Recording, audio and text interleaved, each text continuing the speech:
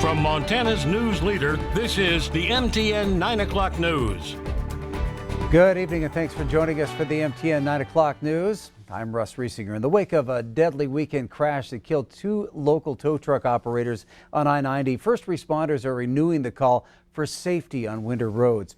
Q2's Mitch Legge reached out to Montana Highway Patrol and employees who worked with the victims. Their message for everyone: slowing down and moving over can save lives. When's the last time that you saw an orange traffic cone? They're a ubiquitous part of driving all across the United States. After two tow truck drivers were struck and killed in an accident over the weekend, the men's employer, Hansers Automotive, wants all drivers to be aware of signs, flashing lights, and traffic cones to protect all first responders on the road. People forget that behind all these lights are people working on the road. There's people out there, and they've got families, and everyone wants to go home safe. According to AAA, one tow truck driver is killed every 6 days on average across the country. To protect themselves while they work, drivers put up a combination of temporary signs and cones at least 1,000 feet behind the accident. If you see cones, signs, or lights, move the car over and slow down. I would encourage motorists that as soon as they see that impending hazard, or construction maintenance vehicle or high patrol vehicle or fire truck, that they start preparing for that. Don't wait until the last minute to make your lane change or slow down, especially on the icy roads. That could be too late, and you could lose control right in the crash zone or where they're working, and then put everyone in a bad spot. Hayter said all 50 states have some kind of move-over law, requiring motorists to give first responders extra space while they work. In Montana, on a road with a speed limit of 50 miles per hour or greater, the driver must move over if possible and reduce their speed by 20 miles per hour below the posted speed limit. The more people who are aware while driving, especially in treacherous winter conditions, the more people will arrive home safe. We all want to go home at the end of our shifts. We all want to get back to our loving families, and I think, again, when you see those lights on the side of the road, remember there's people behind them. In Billings, Mitch Legge, MTN News. Thanks, Mitch. The online fundraisers for both Allen and Visser continue to grow. At our last check before news time, the GoFundMe for Nick Visser's family had brought in more than $53,000 and Allen's around $27,000. To find the links to donate, you can visit ktvq.com. The investigation into Sunday's crash continues, and so far no charges have been filed. Well, this Friday, tow truck drivers, law enforcement, firefighters, and paramedics from all across Montana will gather to show their respects and support for their fallen brothers.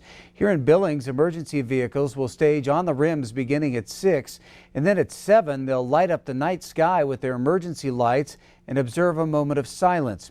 A procession will follow, starting at Highway 3 and continuing down 27th Street to Interstate 90. Those vehicles will all exit on King Avenue, eventually making their way past Hansers' office on South Billings Boulevard. The rims will be reserved for first responders that evening, so all who would like to watch are asked to view from downtown or the West End area. And you can find more information on the procession route on ktvq.com. Well, tow truck drivers are among those honored today, along with law enforcement, paramedics, and firefighters. Congress made October 28th National First Responders Day in 2017. Those are, of course, the first people on the scene of crashes, fires, and other emergencies. The congressional resolution states they arrive in stressful situations. We talked with Lockwood Fire Chief John Staley today, who weighed in on even more concerns with COVID-19. We want to protect the citizen first. We don't know whether they have it or they don't. Sometimes they don't either, especially the asymptomatic. So putting the mask on at least prevents some of that, or we hope it does. We want to protect those firefighters, so we try to provide as much personal protective equipment as them.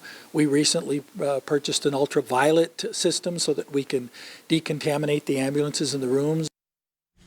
Chief Staley says protocols are in place at the station, and firefighters and paramedics also ask questions about the possibility of COVID-19 symptoms. Well, the woman charged with hitting and severely injuring a child while she was getting off of a school bus near Whitefish requested her jury trial be vacated today in Flathead County District Court. Patricia Berliner's attorney filed a joint motion to refer the case to mediation after consulting with the Flathead County attorney. That request was granted, and both parties will now wait for the court to assign a qualified mediator. Berliner, whose vehicle hit 6-year-old Jordana Hubble last November, pleaded not guilty to a charge of felony criminal endangerment in April. The charge filed carries a maximum term of 10 years in prison. Jordana was taken to the Nexus Children's Hospital in Houston in January to continue her recovery from the injuries. She has since returned home.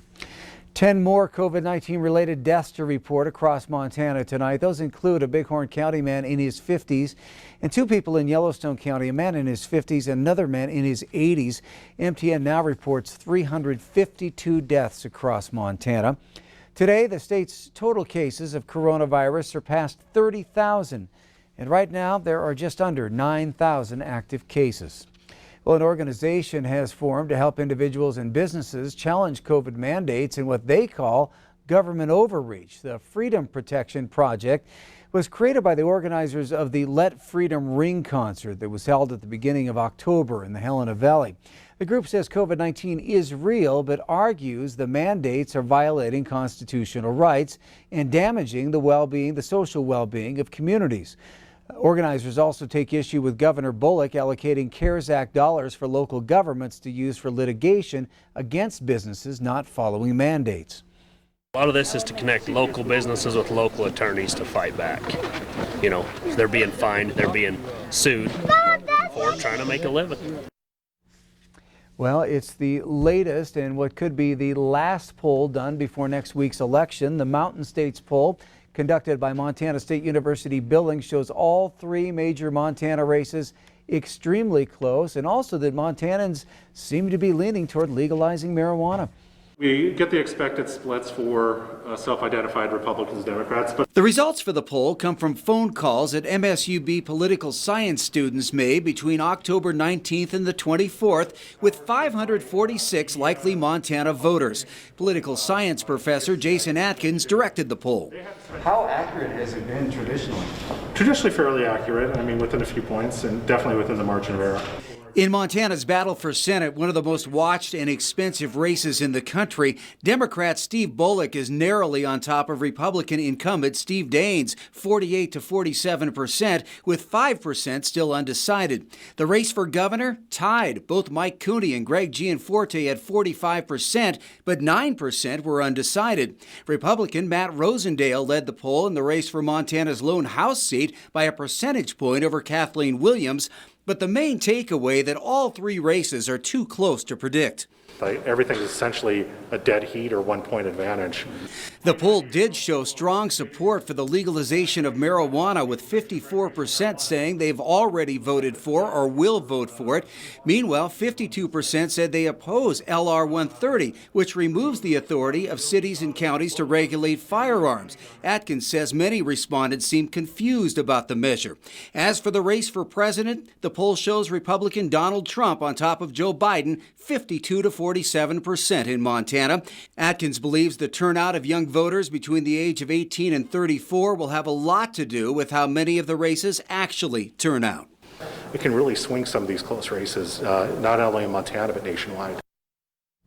That poll has a margin of error of plus or minus 4.2%. Well, if it seems like you're receiving more political text messages than before this election season, there's a good chance that you're right about that.